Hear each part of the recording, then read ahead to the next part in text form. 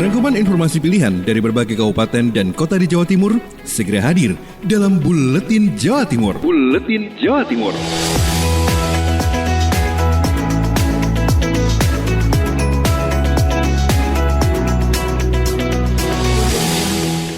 Salam jumpa sahabat, inilah Buletin Jawa Timur, edisi hari ini bersama saya Afik Rahardian. Informasi pertama bersama reporter Billy Yatopoy, Suara Sidoarjo mengabarkan lebih 13.000 pemudik dipaksa putar balik Polda, Jawa Timur. Selama 30 hari pelaksanaan operasi Ketupat Semeru, lebih dari 13.000 kendaraan pemudik dipaksa putar balik Polda, Jawa Timur. Ini dikatakan Brigjen Pol Yusuf, Direktur Residen Korlantas Mabes Polri, Sabtu kemarin di Bundaran Waru. Kebetulan kami ditugaskan untuk mengawasi wilayah Jawa Timur. Yang pertama adalah wilayah yang menerapkan PSBB, kemudian wilayah yang rawan adanya mudik. Sehingga karena ini adalah larangan mudik, sehingga kita mengantisipasi melihat pelaksanaan wilayah itu seperti apa, penerapan larangannya, langkah-langkahnya seperti apa. Kita memberikan asistensi terhadap wilayah supaya tidak terjadi konflik daripada masyarakat berkaitan dengan masalah mudik. Sejauh ini kami lihat dari mulai Ngawi, kemudian Madiun kemarin, kemudian di Kediri, Surabaya ini, Malang sampai dengan Banyuwangi, saya rasa kegiatannya berjalan dengan lancar. Fokus pelaksanaan operasi Ketupat Semeru kali ini ada di perbatasan dan wilayah PSBB. Tugas pokoknya pelarangan mudik dan penyekatan wilayah. Demikian saya Billy Patopoy, Suara Sidoarjo. Beralih ke reporter Putri Rizkiana, LPPL Suara Gresik, membawa kabar pemulangan pekerja migran Indonesia ke Bawean, Dishub Gresik kembali operasikan Bahari Express. Setelah menghentikan sementara operasionalnya, Dinas Perhubungan Kabupaten Gresik kembali mengoperasikan kapal motor Ekspres Bahari 8E pada lintas penyeberangan Gresik Bawean dengan 1 kali trayek pergi pulang. Hal ini dilakukan atas perintah dari Ketua Satgas COVID-19 Kabupaten Gresik, Bupati Sambari Halim Radianto, dengan mempertimbangkan ada beberapa pekerja migran Indonesia yang harus segera dipulangkan. Kepala Dinas Perhubungan Kabupaten Gresik, Nanang Setiawan mengatakan, dengan pertimbangan kemanusiaan untuk memberangkatkan namun tetap menerapkan protokol kesehatan, di mana telah difasilitasi rapid test secara gratis, di mana rapid test dilakukan oleh 3 puskesmas, yakni Puskesmas Alun-Alun, Puskesmas Industri, dan Puskesmas Nelayan. Harapannya kebijakan dari Ketua Satgas COVID-19 untuk bertemu dengan keluarga tetap tidak mengabaikan protokoler, dan hal tersebut bukan termasuk mudik, namun memprioritaskan pemulangan PMI atau pekerja migran Indonesia ke tempat asalnya. Putri Rizkiana melaporkan dari Suara Gresik. Kita beralih ke Suara Madiun. Reporter Deka mengabarkan Wali Kota Madiun bagi-bagi cabai kepada petugas medis di RSUD Kota Madiun. Ada saja cara Wali Kota Madiun Maidi dalam memberikan semangat bagi petugas medis di saat pandemi. Orang nomor 1 di Kota Pendekar itu memberikan cabai kepada petugas medis RSUD Kota Madiun. Para petugas medis tersebut secara tidak langsung juga turut berjibaku dalam penanganan COVID-19 di Kota Madiun. Pemberian 1 kilo cabai tiap petugas itu merupakan bentuk support wali kota. Seperti diketahui, petugas medis menjadi garda terdepan dalam penanganan COVID-19.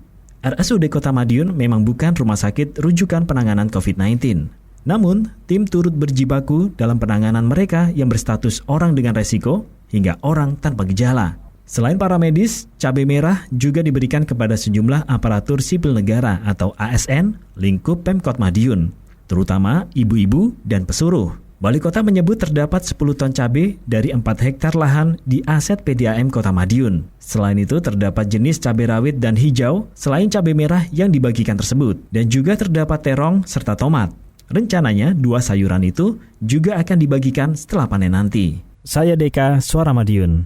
Kali ini bersama Anjani Suara Ngawi mengabarkan tim medis RSUD Dr. Suroto, Kabupaten Ngawi, butuh 5 jam bujuk pasien corona agar mau diisolasi. Pemerintah Kabupaten Ngawi bertindak tegas dengan menolak permintaan pasien positif corona untuk melakukan isolasi mandiri di rumahnya sendiri. Kepala Dinas Kesehatan Ngawi Yudono mengatakan, 1 dari 6 orang tanpa gejala atau OTG tambahan pasien positif virus corona sempat menolak dievakuasi. Dan untuk meyakinkan pasien yang masih di bawah umur 18 tahun tersebut tersebut, tenaga medis butuh waktu 5 jam dan Pemkab Ngawi sebenarnya memberi izin OTG untuk melakukan isolasi mandiri asal memenuhi protokol kesehatan. Namun untuk mencegah penularan, pemerintah daerah memilih merawat seluruh pasien positif COVID-19 di ruang isolasi RSUD DR Suroto Ngawi. Saat ini ada 11 pasien positif COVID-19 yang menjalani perawatan di Rumah Sakit DR Suroto Ngawi. Pemkab Ngawi menyediakan 18 ruang isolasi dengan fasilitas lengkap. Anjani, Suara Ngawi. Mega Kristi RGR FM Tulungagung mengabarkan tentang bantuan sembako dari GOW dan DWP Kabupaten Tulungagung. Gabungan Organisasi Wanita GOW dan Dharma Wanita Persatuan menyalurkan bantuan sembako sebanyak 250 paket. Penerima bantuan ini antara lain adalah pasukan Hejo 60 orang, abang becak 35 orang, juru parkir 30 orang, warga yang tinggal di sekitar pendopo 25 orang, instruktur senam 50 orang, cleaning service 25 orang, dan pengemudi di lingkup Pemkab non-PNS 25 orang. Adapun bantuan dari GOW dan Dharma Wanita Kabupaten Tulungagung, per paketnya berisi beras 5 kg, minyak goreng 1 liter, 1 kg gula, serta 5 bungkus mie instan. Penyampaian bantuan ini dilakukan secara simbolis di Pendopo Kongasarum Kusumaning Bongso oleh Bupati Tulungagung Dr. Andes Marioto Birowo MM, Ibu Siyu Ketua GOW, istri Ketua DPRD, Ibu Yuni Sukaji Ketua DWP, dan Justi Taufik Kepala Dispenduk Capil kepada 21 orang penerima bantuan. Pada hari yang sama, Bupati juga menerima bantuan dari Hero Graha Bangunan Tulungagung berupa 1 ton beras, 200 liter minyak goreng, dan 50 dus mie instan. Bupati menyampaikan rasa terima kasih atas bantuan dan kepedulian pengusaha terhadap dampak COVID-19 di Kabupaten Tulungagung. Selanjutnya, bantuan akan dibagikan kepada warga yang berhak menerima. Saya Mega Kristi, 90,1 RGR FM Tulungagung. Beralih ke Mahardika FM Kota Blitar, Kirana Nisa mengabarkan Jamin Transparasi Data Pemkot Blitar tengah bahas rencana pemasangan daftar penerima bantuan COVID-19 di kecamatan dan kelurahan. Sobat pemerintah Kota Blitar tengah membahas strategi agar transparasi data penerima bantuan sosial COVID-19 lebih optimal. Jatmiko Budi Sentoso, Asisten Administrasi Umum dan Pembangunan Sekretariat Daerah Kota Blitar, sekaligus Koordinator Gugus Tugas Bidang Ekonomi, dikonfirmasi Sabtu 23 Mei 2020 mengatakan, selama ini pemerintah kota berusaha terbuka terhadap pemberian bantuan sosial COVID-19. Jika ada laporan masyarakat belum menerima bantuan, pihaknya langsung meminta dinas terkait menindaklanjuti. Jatmiko menegaskan, pendataan penerima bantuan juga melalui verifikasi, baik secara langsung atau melalui aplikasi. Seperti diketahui, pemerintah kota melalui Diskominfo dan Statistik telah menghadirkan aplikasi untuk menyeleksi penerima bantuan berdasarkan NIK dan nomor KK. Saat ini pemerintah kota tengah melakukan evaluasi serta menyusun strategi agar masyarakat bisa ikut mengawasi data penerima bantuan dengan harapan penerimaan bantuan bisa merata. Beberapa opsi tengah diusulkan ke pimpinan, misalnya dengan memasang draft penerima bantuan di kantor kecamatan dan kelurahan. Ya, kita masih membuka aduan masyarakat untuk apabila dengan kriteria yang ada itu belum masuk ke data penerima, yang bersangkutan bisa langsung ke kelurahan. Penerimaan bantuan COVID-19 yang berasal dari APBD Kota Blitar dilakukan sebanyak 3 kali, terhitung mulai bulan April sampai Juni 2020. Pemerintah kota telah menyelesaikan penyaluran bantuan tahap kedua melalui kecamatan dan kelurahan. Kirana Nisa, Mahardika FM. Dan terakhir bersama Persada FM, Oza Ahmad mengabarkan akhir tahun 2021 pengembangan wisata pantai pesisir selatan Kabupaten Blitar ditargetkan bisa tuntas. Pembangunan jalur lintas selatan JLS saat ini sudah mulai dilakukan, sehingga pemerintah Kabupaten Blitar harus menyambutnya dengan cara mengembangkan destinasi wisata di area JLS tersebut. Kepala Bidang Pengembangan Destinasi dan Usaha Pariwisata Disparbudporam Kabupaten Blitar, Arinal Huda mengatakan, pihaknya sudah merencanakan pengembangan kawasan wisata pesisir selatan bisa tuntas akhir 2021 mendatang. Adanya JLS menjadi peluang untuk mengembangkan destinasi wisata.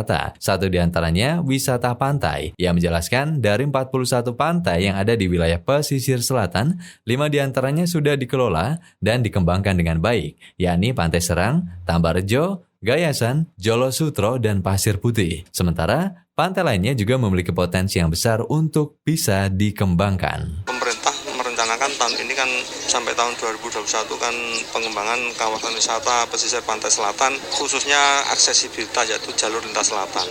Tentu pemerintah daerah harus menyambut baik. Huda menambahkan, pembangunan JLS ditargetkan rampung akhir 2021, sehingga Pemda juga harus siap dengan kondisi itu. Artinya, pengembangan wisata harus sudah semaksimal mungkin. Ozahmat melaporkan. Demikian sahabat Buletin Jawa Timur edisi hari ini, nantikan edisi berikutnya. Saya Afik Rahardian, sampai jumpa.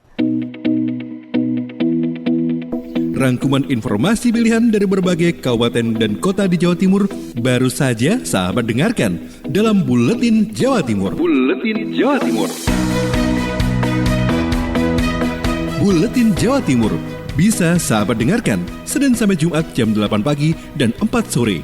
Disiarkan serentak di Lembaga Penyiaran Publik Lokal Suara Sidoarjo, Persada Kabupaten Blitar, Mardika Kota Blitar, Ralita Pamekasan, Suara Sampang, Suara Kota Probolinggo, Suara Lumajang, Suara Pasuruan, Blambangan Banyuwangi, Wika Mojokerto, Suara Gresik, Pradia, Suara Tuban, Malawapati Bojonegoro, Ersal Nganjuk, Suara Madiun, Suara Ngawi, Suara Pacitan, Praja Angkasa Trenggalek, dan RGR Tulungagung.